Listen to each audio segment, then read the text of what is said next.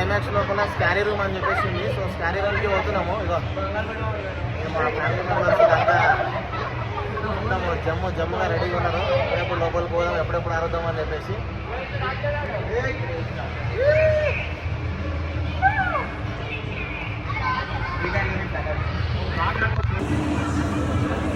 లోపలికి పోతున్నారు. ఏమైతే చూడాలి బయటకు వచ్చేసరికి.